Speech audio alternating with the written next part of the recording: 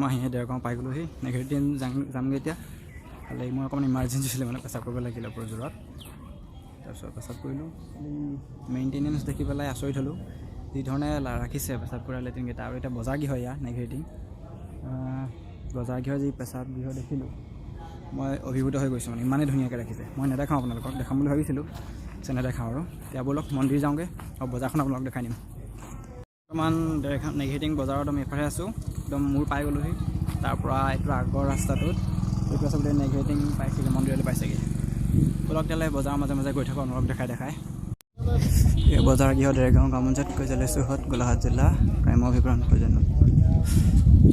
এইখন এখন দীৰ্ঘতম বজাৰ মানে দীঘল বজাৰ তাৰপৰা বহুত বিভিন্ন ধৰণৰ বস্তু আছে এইগৰাকী আইতা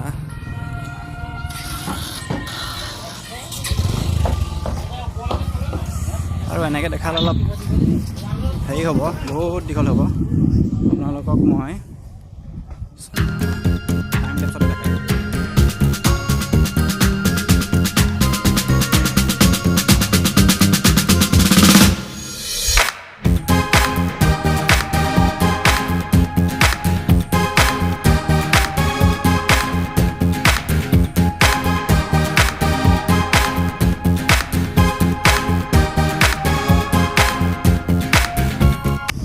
নেঘেৰিটিং চাৰিআলিলৈকে মানে যোৰহাটৰ পৰা 25 কিলোমিটাৰমান হ'ব দেই যোৰহাট টাউনৰ পৰা মই এতিয়া আহিছোঁ চাৰিঙীয়াৰ পৰা প্ৰায় 18 কিলোমিটাৰ বাকীটো 7 কিলোমিটাৰ হ'ব চাগে ধৰিছোঁ আৰু 25 কিলোমিটাৰ আৰু ভিতৰত সোমোৱালৈকে 28-28 কিলোমিটাৰমান হ'ব ব'লক গৈ থাকোঁ এইখন নেঘেৰিটিং চাৰিআলি বন্ধুসকল বিস্কুট লৈছোঁ বান্দৰত দিবলৈ জেগাত পাৰ্লেজি লৈ লৈছোঁ তাৰপৰা অলপ গৈ থাকোঁ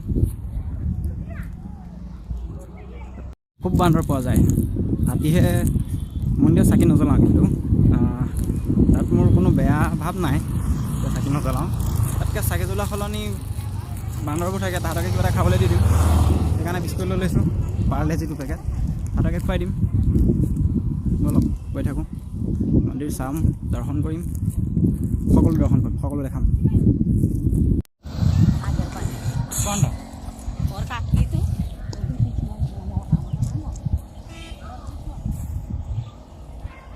আপোনালোকক এইখিনিতে এটা কথা কৈ দিওঁ এই নেঘেৰিটিং মন্দিৰৰ নামটো শিৱদৌল নামটো নেঘেৰিটিং জেগাকণ অনুসৰি হৈছে ইয়াক 7-8 শতাব্দীত নেকি কছাৰীসকলে ইয়াক নিৰ্মাণ কৰিছিলে আৰু পাছত বিভিন্ন ধৰণৰ প্ৰাকৃতিক দুৰ্যোগৰ ফলত ই জহি খহি গৈছিলে ধ্বংস হৈ গৈছিলে তাৰপিছত 1687 চনত ৰাজেশ্বৰ সিংহই এই মন্দিৰটি পুনৰ নিৰ্মাণ কৰে আৰু জেগাকণ অনুসৰি নামটো নেঘেৰিটিঙে থাকে হয়তো নেঘেৰিটিং নামটো আগৰ পৰাই আছিলে চাগে দেই মানে জেগাটো অনুসৰি হৈছে আৰু আপোনালোকে গুগলত চাৰ্চ কৰিলে আপোনালোকে এই বিষয়ে অলপ জানিব পাৰিব তাৰ উপৰিও আমাৰ বিভিন্ন বুৰঞ্জীমূলক গ্ৰন্থ আছে তাত আপোনালোকে পঢ়ি জানিব পাৰিব ইয়াৰ বিষয়ে মই এই বিষয়ে ইমান নাজানো অৱগত নহয় তথাপিতো ময়ো তেনেকৈ গুগলত চাৰ্চ কৰি অলপ জানিছোঁ দুটামান কথা সেইকেইটা কথাই আপোনালোকক জনাইছোঁ আৰু ব'লক গৈ থাকোঁ খোজকাঢ়ি গৈ আছোঁ খোজকাঢ়িয়ে আহিম চাগে ভোক লাগিছে একো খাই অহা নাই আহি এইফালে বাগান আৰম্ভ কৰিছে পুলি হ'ব আৰু লাহে লাহে 37 নং ৰাষ্ট্ৰীয় ঘাইপথৰ পৰা প্ৰায় 2 কিলোমিটাৰ নে 1.5 কিলোমিটাৰ সোমাব লাগে দেই মানে মন্দিৰলৈকে বাগান চাহ বাগান এইবোৰ কলম দি থোৱা আছে আকৌ কোঁহপাত ওলাব এতিয়া পূৰা বহুত শ বিঘা হাজাৰ বিঘা আছে এইফালেও আছে এইফালে ইমান কলম দিয়া নাইকিয়া এইফালে চাহ জনজাতীয় লোকৰ সংখ্যাই বেছি চাগে হয় দেখিছোঁ মানে চাৰিওফালে পাই গৈছোঁহি এইফালে সেইটো পাহাৰটো ওলাইছে নেঘেৰিটিঙৰ পাহাৰটো আৰু প্ৰায় 200 মিটাৰ 300 মিটাৰ 400 মিটাৰ পাই যামগৈ দেখিছোঁ আৰু মন্দিৰ ভাগ অলপ অলপ নেকি আপোনালোকে দেখা নাই চাগে কেমেৰা থ্ৰুৱেদি মই দেখিছোঁ বহুত ধুনীয়া লাগিছে পৰিৱেশটো দেই এতিয়া অলপ দ জেগা ঢাল খোৱা এইটো বাগানৰ ওখ ঢেপীটো তাৰপিছত ইফালে সেয়া পাহাৰটো পাহাৰৰ ওপৰতে মন্দিৰভাগ। পাইছোহি বেক চাইডটো। কাইলৈ দোকান দিব চাওক। দোকান দিবৰ কাৰণে ইয়াত এনেকৈ বান্ধ তৰি থৈছে। ধুনীয়া পৰিৱেশ হ'ব, ডাঙৰকৈ মেলা হ'ব আৰু জাকজমকীয়া এটা অনুষ্ঠান, মানে পৰিৱেশ বিৰাজ কৰিব ইয়াত। দোকানৰ কাৰণে এইবোৰ প্ৰস্তুতি লাগি আছে।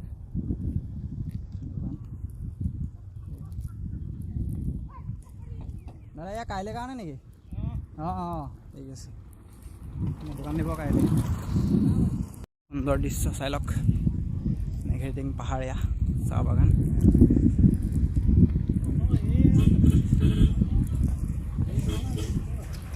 সেই গছজোপা কিমান ধুনীয়া লাগিছে চাওক, এনেকৈ ছাতি এটা কাৰণে মেল খাই আছে, মানে ফুলকবি নিচিনাকৈ মেল খাই আছে, ইমান ধুনীয়া লাগিছে গছ গছনিৰ সৈতে পৰিৱেশটি।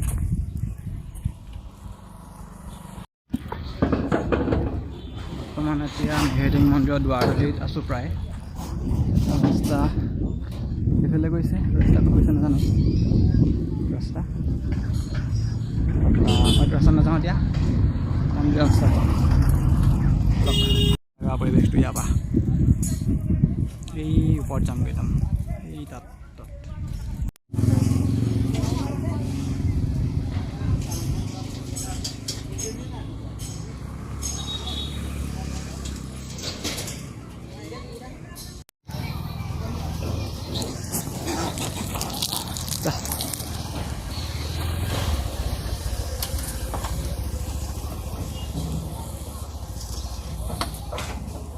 ওপৰলৈ যাওঁ। বিস্কুট আনিছিলোঁ, দিবলৈ নাপালোঁ ভালকৈ, গোটেইখিনি ঠকিয়াই কৰি লৈ গ'ল। খিনি আছে, বলক গৈ থাকোঁ ওপৰলৈ।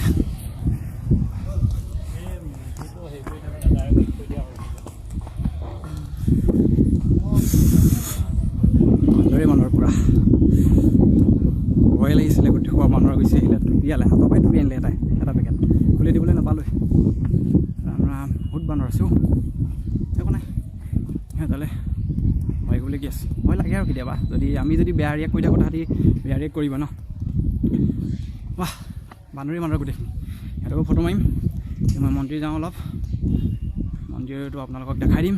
চাওক ভাগৰ লাগি গৈছে এইখনতেও, মন্দিৰৰ পৰা এয়া একো খোৱা নাই নহয়, বুকুত ধপধপাই গৈছে, জ্বৰ নাইকিয়া হৈছে আজিকালি, বুঢ়া হৈছোঁ যে। বাৰু বলক এতিয়া আপোনালোকক ভালকৈ দেখাই দিয়া বা দৃশ্যটো।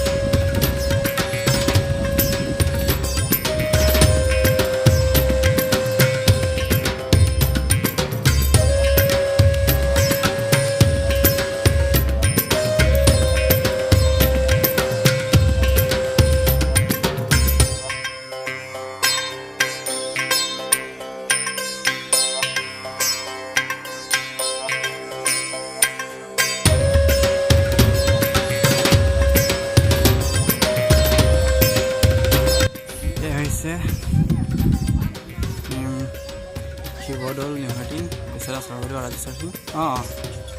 1751 1769 দি আছে। মোৰ হৈছে চনটো কোৱা ভুল নেকি জানো। বলক ভিতৰলৈ যাওঁ অলপ।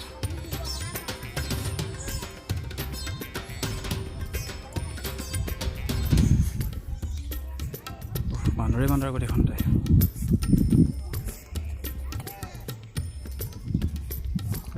নাকামিবি দেই, খেদিবি আকৌ।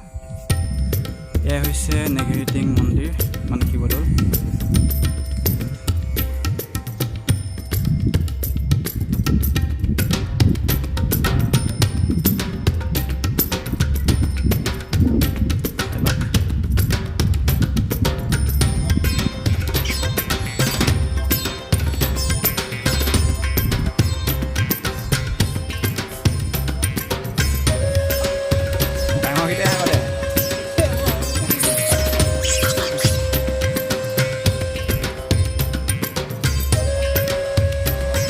পোৱালি বহুত হ'ল দেই। বৰ্তমান মই মন্দিৰত চাকি নজ্বলা যদি সেৱাটো জনালোঁ, জনাই পেলাই এতিয়া অলপ বহিছোঁ ইয়াতে। ভাগৰ লাগিছে, গৰম উঠি গৈছে, জোতা চোতা খুলি এতিয়া বহি আছোঁ। আৰু আপোনালোকক দেখাইছোঁ ইয়াৰ চাৰিওফালৰ পৰিৱেশটো চাওক। দেওবান্দৰ মানুহ ইমান নাই, কাইলৈ মানুহ আহিব বহুত। মন্দিৰ ভাগ আপোনালোকক ভালকৈ দেখাই দিম। এতিয়া এনেকৈ নেদেখাওঁ, অলপ জিৰণি লৈ লওঁ।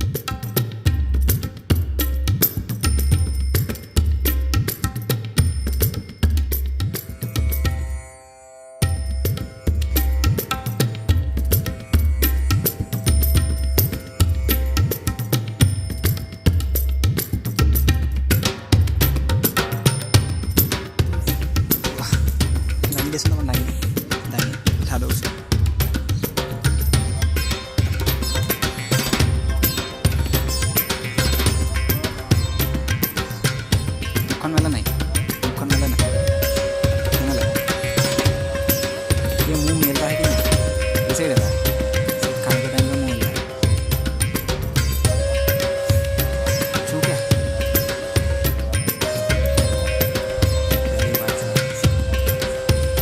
इसको एहसास ही नहीं है कि हम इंसान हैं, हम कुछ करेंगे। মানে এইটো এনেকুৱা ট্ৰেইনিং দিছে তাক তেনেকৈ। সাপ চুলো মেলিলোঁ, এতিয়া বলক আপোনালোকক এয়া দেখাই দিওঁ। সেইটো সাপটো কোনো হেৰি নাই, বিষাক্ত নাই, কেতিয়াবা তাত ভাঙি থৈছে, আমাৰ থাকি থাকি অৱস্থা বেয়া হৈ গৈছে। সেইবোৰ দিয়ক, সেইবোৰ সাপ এনেকৈ সাপ পোহে। আৰু এইটোৱে মন্দিৰৰ চৌহদটো, এয়াই মন্দিৰ। এপাক চাই লওঁ দেই অলপ।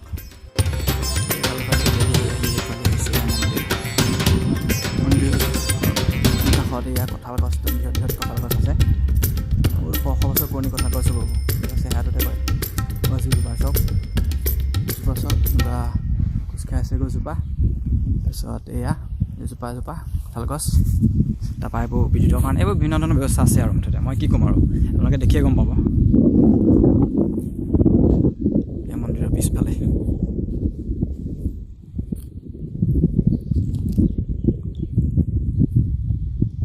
এই মন্দিৰটো নিৰ্মাণ কৰিছিলে ঘনশ্যাম খনিকৰে। মানে নিৰ্মাণ কৰাইছিল ৰাজেশ্বৰ সিংহই, কিন্তু যিটো মেইন কাৰিকৰ হিচাপে আছিলে ঘনশ্যাম খনিকৰ। মন্দিৰৰ কিনি চাব, চাৰিওফালে সৌন্দৰ্য গছ গছনি সৈতে পৰিৱেশটো আপোনালোকে ভাল পাব। ক'লা ক'লা দেখিব, ইমান ধুনীয়া নেদেখিব, ক'লা ক'লা দেখিব মন্দিৰটো, কিন্তু এইফালে কিমান ধুনীয়া। এটা বালিমাহী এটা চৰি আছে আগত, খুব সুন্দৰ পৰিৱেশ দেই, খুব সুন্দৰ। ইফালে এইবোৰ গাঁও আছে, পাহাৰ। আৰু আমাক দেখাই নাথাকোঁ, এতিয়া মই ফটো মাৰোঁ অলপ। দেৱতাৰ প্ৰতিমূৰ্তি আছে, বিষ্ণু আছে বুলি বিষ্ণু শুনিছোঁ, গণেশ্বৰ আছে শুনিছিলোঁ, এনেকৈ পাইছিলোঁ, কিন্তু ইয়াত কাৰ ধৰিব পৰা নাই মই। ব্ৰহ্মা বিষ্ণু থাকিব চাগে, চাৰিখন ধৰে ব্ৰহ্মা নেকি ধৰিব পৰা নাই মই।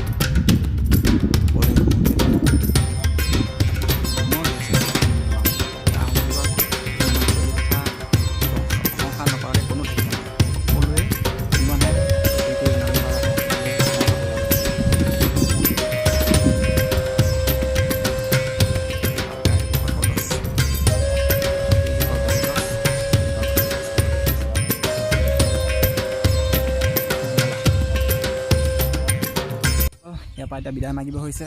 এতিয়া বান্দৰ বহুত আছে, ফটো মাৰিছোঁ তাকে অলপ কেমেৰা লৈ পেলাই। আৰু এতিয়া চামগৈ আৰু যিহেতু চুকলৈ আহিছোঁ অলপ, তাৰপৰা বিদায় মাগিম আৰু।